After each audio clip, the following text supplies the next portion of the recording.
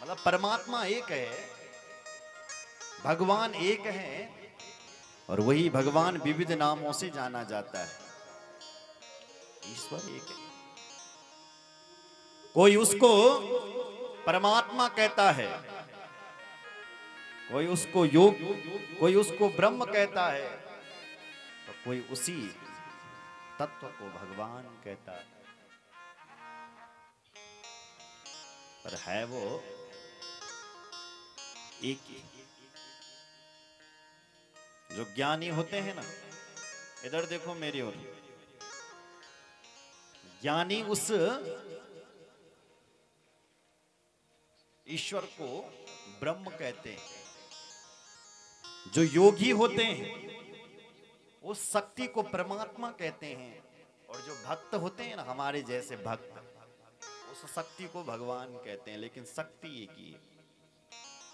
कोई ब्रह्म कह रहा है, कोई परमात्मा कह रहा है, तो कोई भगवान कह रहा है। बोलो जय श्री राम। पर है एक ही।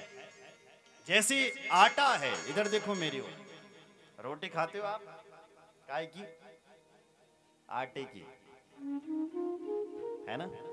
अब थोड़ा सा मेरी ओर देखो, थोड़ा विचार करो कि आटे की कितनी प्रकार की रोटियां बनती है। थोड़ी देर के लिए सोचो, कई प्रकार की।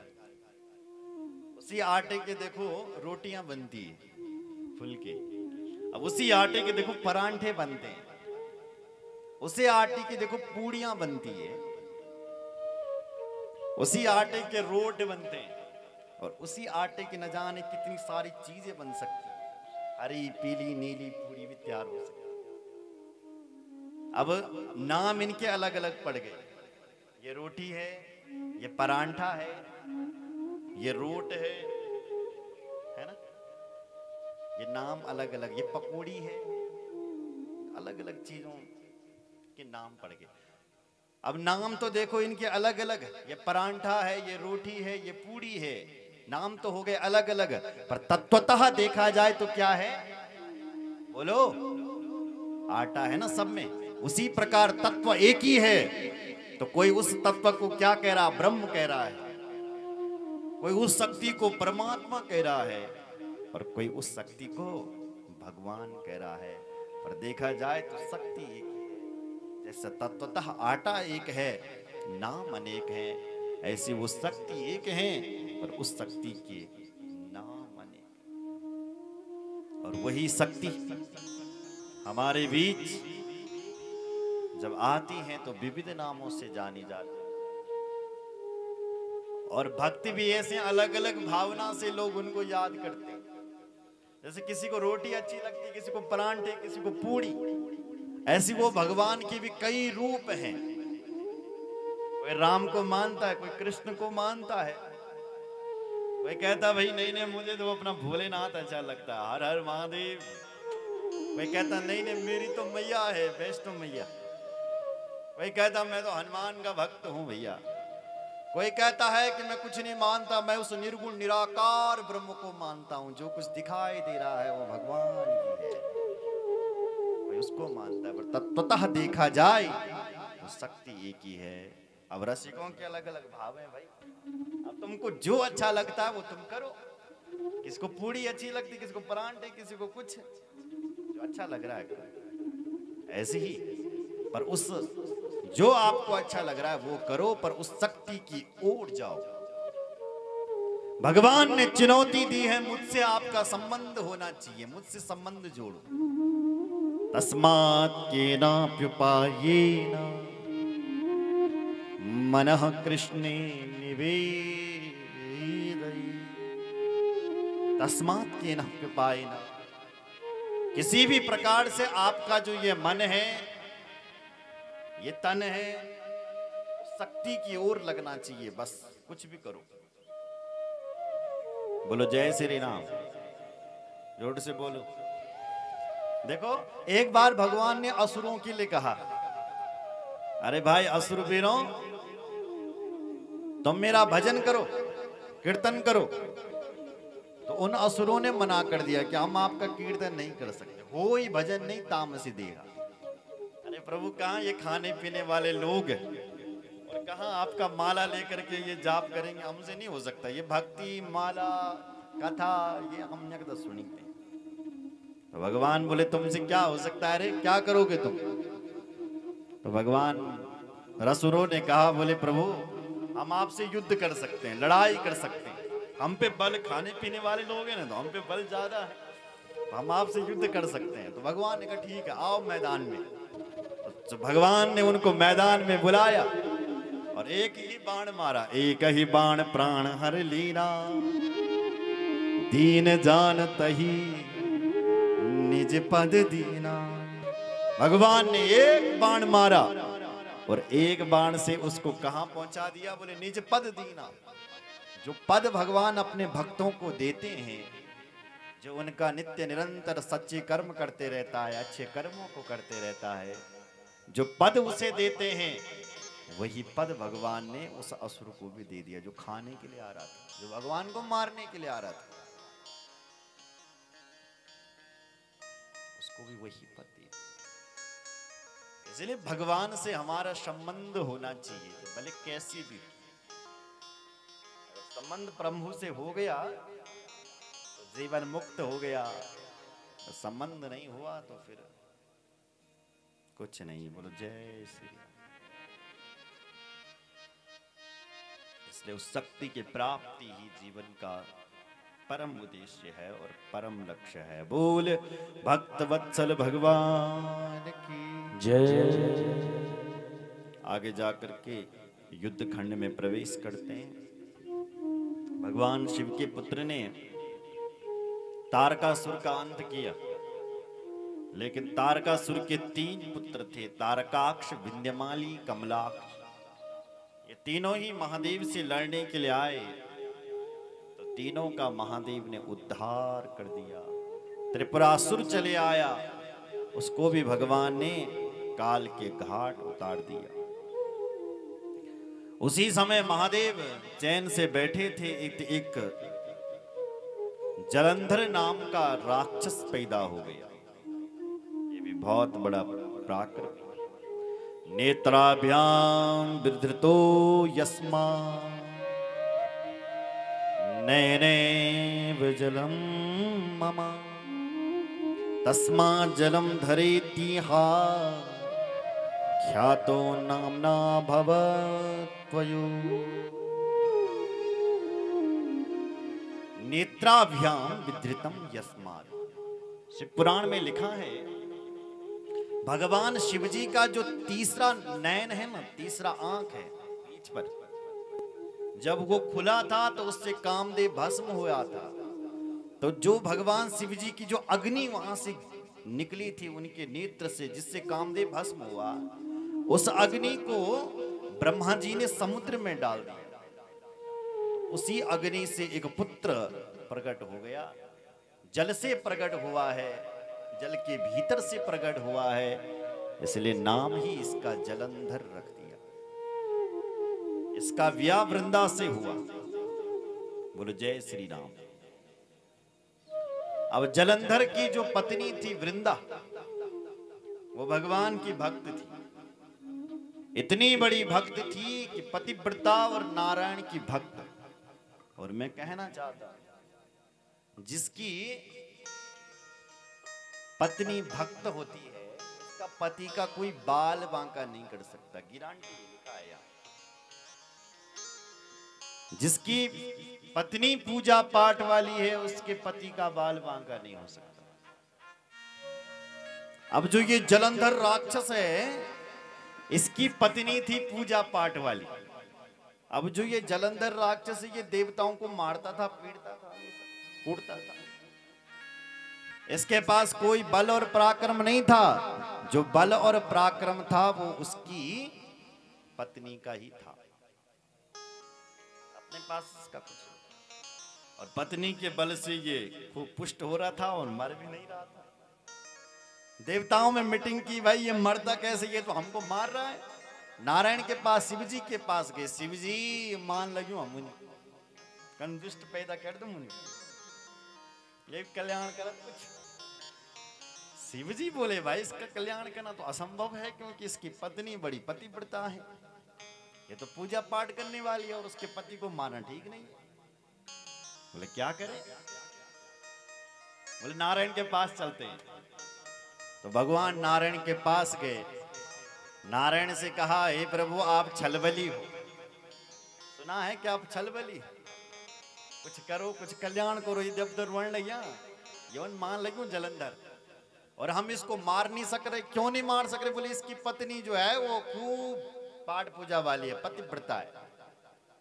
इसकी पत्नी का पातिव्रत धर्म नष्ट किया जाए तब ये मर सकता है, और वो काम हे नारायण आप ही कर सकते हो। शिव जी ने हाथ जोड़े, प्रभु आप करो। नारायण भगवान ने कहा ठीक है, तुम चिंता मत करो। एक दिन के जलंधर देवताओं के साथ युद्ध करने के लिए गया था। भगवान नारायण छलबली, इन्होंने जलंधर का ही रूप धारण कर लिया और इसके पत्नी के साथ पहुंच गया और उसका पातिव्रत धर्म नष्ट कर दिया। उसकी पत्नी के घर में जाकर के जलंधर का रूप धारण करके जैसी पातिव्रत धर्म नष्ट हुआ, ऐसी ही इसके पति की मौत हो गई, मर गया पति। बहुत बड़ा शब्द है। पति की जैसी ही मौत हुई तो भगवान वहां से अंतर्धान हो गए, भगवान का काम हो गया। इसको जब पता चला कि मेरा पति मर गया, जो मेरे साथ जो पति है ये नकली है, ये तो भगवान है साक्षात, तो उसने भगवान को श्राप दे दिया। भगवान ने छलबड़ से उसके पति को मार दिया। छल कर टार्य होता शुभ्रत प्रभु सुर कारज की, जब ते जाने हो मरम तब साप कोप कर दी। जब अपने पति का मरा हुआ चेहरा जब सामने देखा और जब ये देखा कि ये नकली पति है, ये मेरा पति नहीं है, मेरा पति तो मर गया है, ये तो भगवान नारायण है, तो भगवान नारायण को श्राप दे दिया। हे भगवान नारायण, तुमने मेरे पति को मरवाया है और मेरे साथ छल किया है, मैं तुम्हें श्राप देती हूं, जाओ तुम पत्थर बन जाओ। तो भगवान नारायण उसी समय पत्थर के रूप में प्रकट हो गए। श्यालिक राम के रूप में भगवान की पूजा होने लग गई। बोल श्यालिक राम भगवान की जय। पत्थर बन गए वो नारायण। मां लक्ष्मी को जब पता चला कि इस वृंदा ने मेरे पति को मार दिया है, ये पत्थर बना दिया है, तो महाराज लक्ष्मी ने भी उस वृंदा को श्राप दिया है। वृंदा, तूने मेरे पति को पत्थर बनाया, मैं तुझे श्राप देती हूं, जा तू लकड़ी बन जा। तो वही जो वृंदा थी वो तुलसी बन करके प्रकट हो गई। बोल तुलसी मैया की जय। वृंदा नाम तुलसी का भी, तुलसी प्रकट। कहते हैं भगवान जब ये वृंदा पतिव्रता हो रही थी तो भगवान नारायण इसके प्रेम में इतने उतावले हो रहे थे, इतने पागल हो रहे थे कि इसके भस्म में ही लोटपोट हो रहे थे। और इसकी जो राख थी, वृंदा की जो राख थी, उससे 3 पौधे उत्पन्न हुए। पहला पौधा उत्पन्न हुआ है तुलसी का, दूसरा पौधा उत्पन्न हुआ है आंवले का, और तीसरा पौधा उत्पन्न हुआ है मालती का। मालती एक फूल होता है। आंवला, आंवला साक्षात लक्ष्मी का ही स्वरूप है। बोलो जय श्री राम।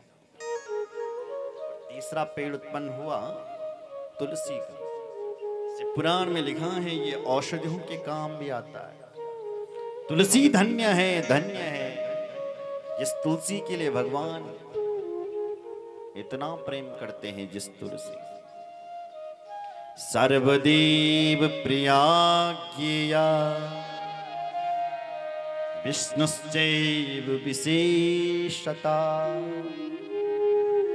वैसे तो ये तुलसी धन्य है, सर्वदेव प्रिय किया, सारे देवताओं को प्रिय है। कौन? तुलसी। पर विष्णुश्चैव विशेषता, भगवान विष्णु को विशेष प्रिय है। कौन? तुलसी, तुलसी धन्य। वैसे तो तुलसी सभी देवताओं पर चढ़ाई जाती है, लेकिन गणेश के ऊपर नहीं चढ़ाई जाती। कभी भूल से भी मत चढ़ा लेना। लिखा है इसी पुराण में, तत्रापि तुलसी धन्या देव श्रेष्ठा महामुनि त्यक्त्वा गणेशं सर्वेषां प्रतिदा सर्व कामदः। तत्रापि तुलसी धन्या, वैसे तो तुलसी धन्य है, पर त्यक्त्वा गणेशं सर्वेषां, गणेश की जब बात आ जाए तो तुलसी को हमेशा हमेशा के लिए त्याग देना चाहिए। गणेश जी के ऊपर तुलसी नहीं चढ़ानी चाहिए। बोलो जय श्री राम। क्यों नहीं चढ़ानी चाहिए? क्यों, ऐसा क्या है जो गणेश के ऊपर तुलसी? बोले गणेश जी तुलसी से नफरत करते हैं, और जो तुलसी से इतनी नफरत करते हैं, जो तुलसी को गणेश के ऊपर चढ़ाने की कोशिश भी करता है, गणेश जी उससे भी नाराज हो जाते हैं। क्योंकि एक बार तुलसी ने कहा था कि हे गणेश जी तुम मेरे से विवाह करो।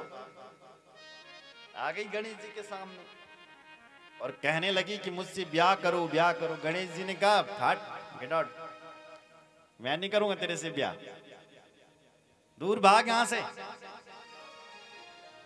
तुलसी को भी क्रोध आ गया, इतनी सुंदर स्त्री तेरे सामने आ रही है फिर भी तू भगा रहा है।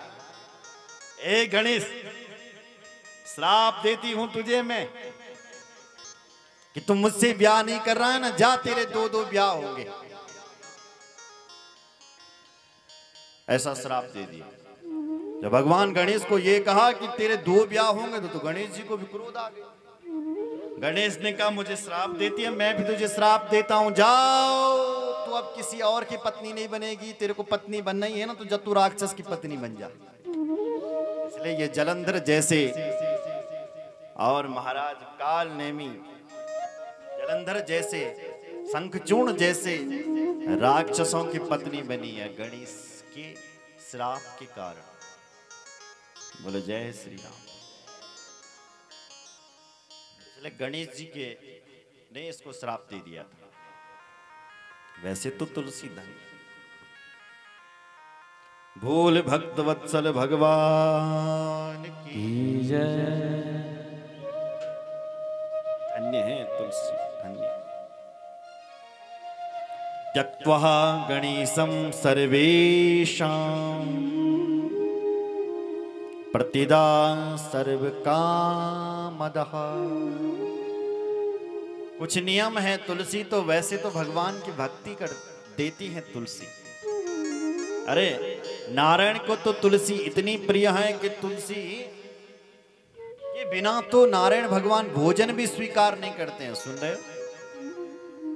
अगर तुलसी ना चढ़ाओ तो वो कृष्ण, वो नारायण भोजन भी आपके घर का नहीं खाता है। और शालिग्राम की तो विशेषता है, जो हंसली वाला होगा ना शालिग्राम, अगर उस पर तुम तुलसी चढ़ाओगे तो शालिग्राम भगवान उसको चुंबक की तरह तुलसी को खींच लेगा। कहते हैं शालिग्राम भगवान एक ही नदी में भी मिलते हैं और उस नदी का नाम है गंडकी नदी। और शालिग्राम भगवान के का जो पत्थर होता है उसके अंदर सोना होता है। आजकल तो नकली मिलने लगे बाजारों में शालिग्राम, उनके अंदर सोना नहीं होता है, इसलिए वो तुलसी को पकड़ भी नहीं पाते। जो असली शालिग्राम होगा वो तुलसी को चुंबक की तरह पकड़ लेता है। ध्यान रहे, रविवार, मंगलवार, शुक्रवार को तुलसी नहीं तोड़नी चाहिए। बोलो जय श्री राम। तिथियों में ध्यान रहे, एकादशी, द्वादशी, अमावस्या और पूर्णिमा, ये 4 तिथियों हैं जिन तिथियों में तुलसी नहीं तोड़नी चाहिए। बोलो जय श्री राम। आज सोमवार है तो सोमवार को बेलपत्री नहीं तोड़नी चाहिए। और लिखा गया है कि दोपहर के बाद 1 बजे के बाद भी बेलपत्ती नहीं तोड़नी चाहिए। तिथियों में चतुर्थी, अष्टमी, नवमी, द्वादशी और चतुर्दशी को बेलपत्री नहीं तोड़नी चाहिए। अच्छा महाराज, तो हम तो पूजा करवाना चाहते हैं और हमने कल ला ही नहीं और आज सोमवार है, क्या करें? बोले कोई बात नहीं, शिव जी के ऊपर जो बेल पत्री चढ़ गई है उन्हीं को धो करके आप पुनः शिव जी के ऊपर चढ़ा सकते हैं। उनका उतना ही बड़ा महत्व होता है, तुम नहीं ले जा पा रहे हैं, ऐसा नहीं कि डेले तुम तन कर ले। कभी गलती हो जाए कि आप नहीं लेकर के गए और जरूरी चाहिए, पंडित जी मंगा रहे हैं आचार्य जी, तो शिव जी के ऊपर जो बेल पत्री चढ़ी हुई है उन्हीं बेल पत्रों को धुल डाल करके आप महादेव के ऊपर पुनः चढ़ा सकते हैं। बोल शंकर भगवान की जय, भक्त वत्सल भगवान की जय। थोड़े से महादेव चैन से बैठे हुए थे कि एक हिरण्याक्ष नाम का असुर पैदा हो गया। इसने देवताओं को सताना प्रारंभ कर दिया और इसका भाई हिरण्यकश्यपु, दो राक्षस पैदा हो गए। इतने बड़े आतंकवादी हो गए कि देवताओं को सोने नहीं दिया, खाने नहीं दिया, जहां मिलते हैं वहीं पटकते हैं। इन दोनों का उद्धार भगवान नारायण ने स्वयं किया है, अपने हाथों से किया है। एक बार तो अब जो हिरण्यकश्यपु था उसके तो पुत्र हुए, लेकिन जो हिरण्याक्ष था उसका कोई बेटा नहीं हुआ।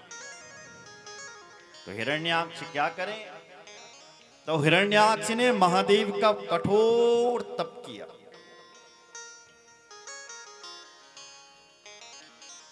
महातप, और महादेव से कहता है, हे महादेव मुझे पुत्र चाहिए, पुत्र चाहिए, पुत्र।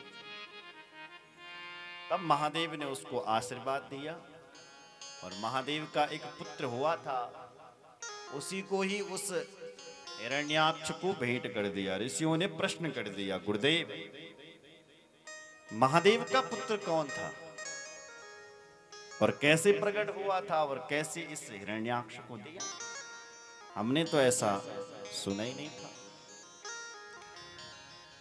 श्री सूत जी महाराज कहते हैं, सुनो ऋषियों, एक बार शिव और पार्वती मंदराचल पर्वत पर विहार कर रहे थे, घूम रहे थे और बड़े प्रेम से विहार कर रहे थे अपने में, हल्ला ना करे। इतने में क्या हुआ कि विहार करते करते महादेव और पार्वती को रात्रि हो गई, दिखाई नहीं दिया। रात्रि होने लगी तो शिव जी के नेत्र बंद हो गए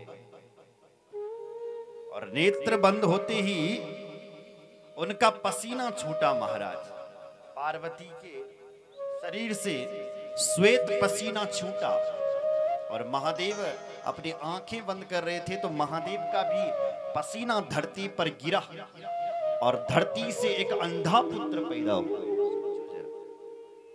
अंधेरा हो गया था, अंधेरे में विहार करते करते उनको पसीना आ गया और उस पसीने से एक अंधा बालक, विकराल रूपधारी राक्षस अंधक पुत्र पैदा हो गया। गर्भो बभूवात कराल वस्त्रो भयंकर क्रोध पराकृतग्ना अंधो विरूपी जटिलश्च कृष्णो नरेतरोपी कृतगाः सुरोमा। भयंकर विकराल रूपधारी वो अंधक पैदा हो गया है।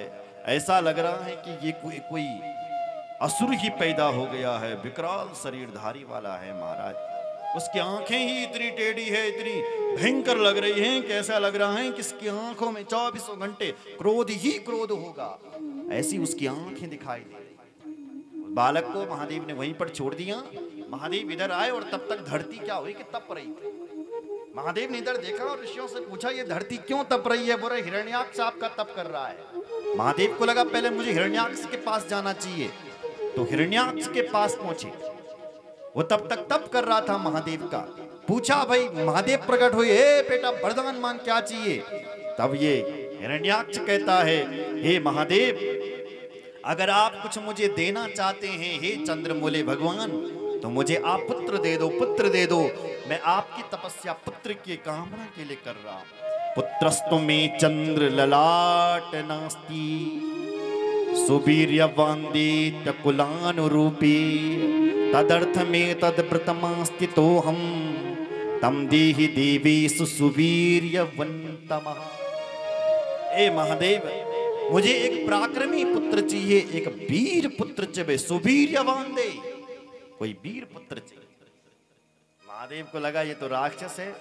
महादेव ने कहा भाई तेरे यहाँ पुत्र तो नहीं होगा, पर मेरे यहाँ पुत्र हो रखा है। अभी अभी एक अंधा पुत्र पैदा हुआ है, जा मैं तुझे ही उसे दे देता हूं। तुरंत महादेव ने संकल्प किया, वो पुत्र वहां पहुंचा और उस अंधक पुत्र को हिरण्याक्ष को समर्पित कर दिया।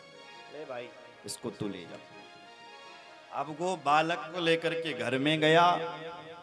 इसका घर कहाँ है? बोले पाताल लोक में, शिव पुराण में लिखा है पाताल लोक में ये रहता है।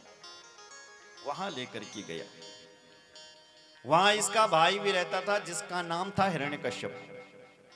हिरण्यकश्यपु के 4 पुत्र थे, अहोलाद, सहलाद, ये प्रहलाद जैसे पुत्र। अब जब प्रहलाद जैसे पुत्र ने जब अपने चाचे के बेटे को देखा, अपने ताऊ जी के पुत्र को देखा, तो अपने ताऊ के पुत्र की हंसी उड़ाने लग गए। महाराज देखो जरा, चाचा के पुत्र हंसी उड़ा रहे ताऊ के पुत्र की। देखो देखो ये अंधा पुत्र, अंधा भाई है हमारा, अंधा है, अंधा है। जब भी खेलने जाता था वो अंधा बालक, तो उसकी मजाक उड़ाया करते थे। कहते थे हिरण्य नेत्रस्तु बभूव मूढ़ा कलि प्रियम नेत्र विहीन मीवा यो लब्ध तस्त्वाम विकृतम विरूपम घोरेस्ततो भी गिरिजम प्रसाद्य। देखो देखो इसको कलि प्रियम नेत्रम विहीन मेवा, इस कली को देखो, इस कली को देखो, विहीन नेत्र, इसलिए इसको सब कुछ काला काला दिखाई दे रहा है क्योंकि इसके नेत्र नहीं है। हमेशा उसका यह मजाक उड़ाया करते थे 24 घंटे। उसने कहा भाई ये तो बहुत गलत हो रहा है मेरे साथ। उस बालक के मन में इतनी पीड़ा हुई, उस अंधक के मन में, तो यो बालक घर से निकल पड़ा। महाराज घर से निकला, एक ऋषि के पास पहुंचा, उन्होंने उसको मंत्र दिया और ब्रह्मा जी का कठोर तप करने लग गया। ये महाराज ब्रह्मा जी प्रकट हो गए और इस अंधक के पास आ गए। हे बेटा वरदान मांगो, क्या चाहिए क्या चाहिए? तब कहता है अंधस्तु दिव्या ही तथास्तु चक्षु रिंद्रयो में करदा भवन्तु। हे ब्रह्मदेव, यदि आप मुझे कुछ देना ही चाहते हैं तो अंधस्तु दिव्या, इस अंधेरेपन को दूर करिए और मुझे तथास्तु चक्षु, आप ऐसा कह दीजिए कि मैं तुझे चक्षु देता हूं, मुझे नेत्र दे दीजिए, मुझे अंधी से आप मुक्त करिए और मुझे चक्षु दीजिए, मुझे नेत्र दीजिए। यही मेरी कामना है और मुझे कुछ नहीं चाहिए, कुछ नहीं चाहिए। ब्रह्मा जी ने कहा तथास्तु। जैसे अपना हाथ उठाया ऐसे ये देखने लग गया, दिव्य दृष्टि आ गई, देखने लग गया ये। तब फिर कहा ब्रह्मा जी ने और तो कुछ वरदान मांग। तब कहता है मृत्युस्तु मां भून मम देव दैत्या गंधर्व यक्षो रगमास्तु सेव्यः। हे महादेव, हे ब्रह्मदेव, आप मुझे मृत्यु भय से दूर करिए, मेरी कभी मौत न हो। आप मुझे ऐसा वरदान दीजिए, ऐसा वरदान दीजिए, ऐसा वरदान। यही चाहता। ब्रह्मदेव ने कहा तथास्तु, जाओ। तो महाराज ये पहुंचा, इसके भाइयों ने देखा, ओहो इसके तो नेत्र आ गए हैं, ये बालक तो धन्य है, धन्य है। सब उसकी चारों भाई जो हिरण्यकश्यपु के पुत्र थे वो इस हिरण्याक्ष के पुत्र की प्रशंसा करने लगे, धन्य हो, धन्य हो। आखिरकार इसने दैत्य कुल अपना लिया और देवताओं के ऊपर लड़ाई करने लगे। यहाँ तक कि ये महादेव के पास सारे देवता गए कि इस अंधकासुर से हमारी रक्षा करो, इसको